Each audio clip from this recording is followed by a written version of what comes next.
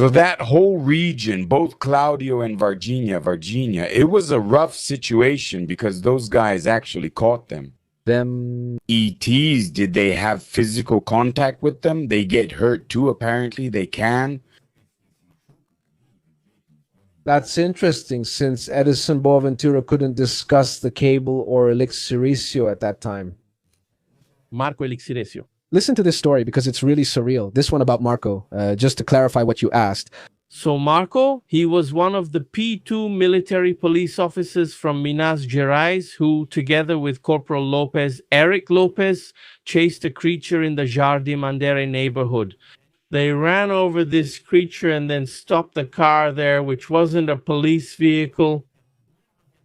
They wore plain clothes, then Marco Elixiresio ran. He caught this creature in a spot there where there were some blocks, because there were a lot of houses under construction at that time, in 96.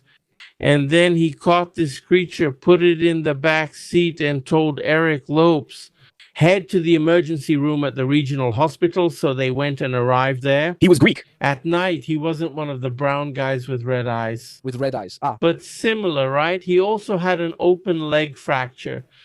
And then what happened? When they got there, the emergency room doctor on duty didn't want to treat him. But he said, go around the back of the hospital. There's already a separate wing because something like that has arrived. It had already arrived. The other had arrived, so they took it there. But at that time... On the same day? Just arrived. No, not during the day. 5 were captured during the day, right? 1 by the firefighter in the morning, 2 by the aircraft. But seriously... What happened to these guys? Another by the firefighter, which was the one the girl saw, and Marco Elixires, right? The military police caught another one. Later at night, we know there were more, right? It wasn't just those beings, but what happened when they went to the regional hospital, those creatures, so they stayed there, they handed them over, right? Then we were alive. Alive. Some survived, yes. And this one had a compound leg fracture. Some dead. Not dead. Also dead. Alive, dead, and alive, and for example, 1 dead and 2 alive, with one of the living being injured. He was later sent to Unicamp, right? He went through Monica's hospital, then to ESA, from ESA to Unicamp, but how was it established? Nobody photographed that shit. Man, they did photograph it. They filmed it. There's tape, right? There's the tape. There's the famous tape. And what we have nowadays, even today, right? We know that the documentary Moment of Contact 2 is being released. Is it out already? a documentary made by James Fox. An American director came to produce the first one. He even came to Brazil. He came to Brazil?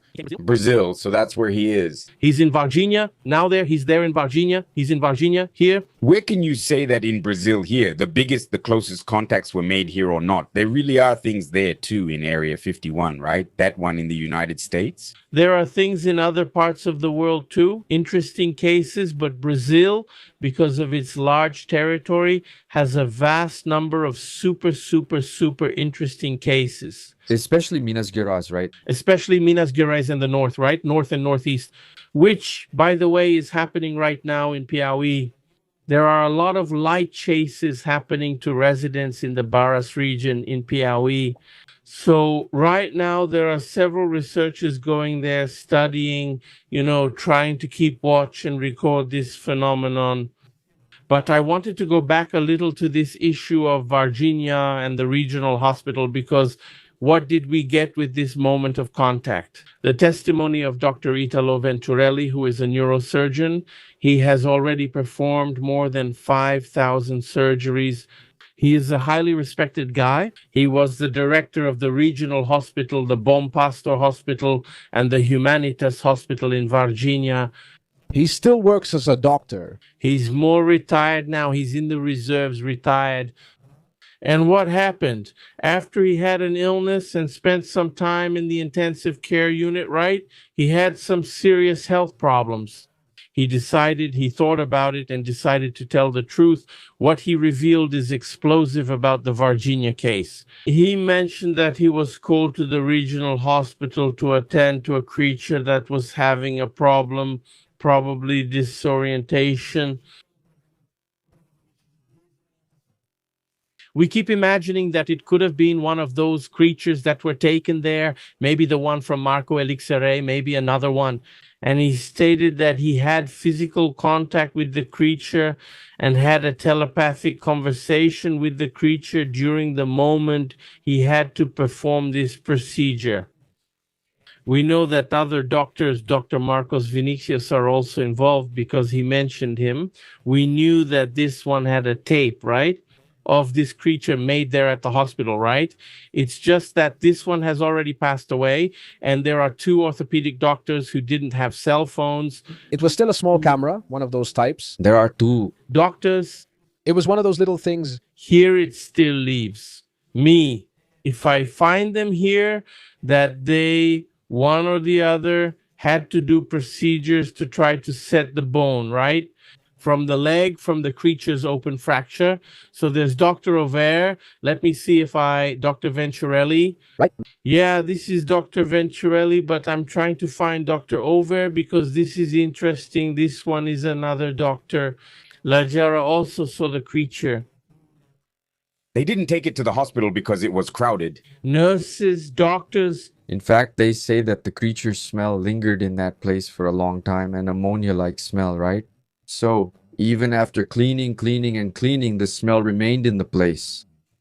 Here, these are all doctors who were somehow involved. Here, I found this one. Look, it's Dr. Over. And here is the other doctor, both orthopedists. And so, one of them treated the creature, the exposed fracture. And what was strange was that in 24 hours, the bone and the skin healed. In other words, there is no animal on earth or human being that in 24 hours you have an exposed fracture. 100% regenerated. 100% regenerated, which is what happened with this creature. Here is a doctor. We have Dr. Roger Lear, who wrote the book Unidentified Flying Object Crash in Brazil, right? And what opportunity did he have to talk to this orthopedist? So he's an American doctor. Roger Carlier came to Brazil, talked to him, and they exchanged ideas about this medical procedure. Yes, so that was It actually happened. It fell through. That's why they're sending a takedown. the United States shot down the craft. That's right.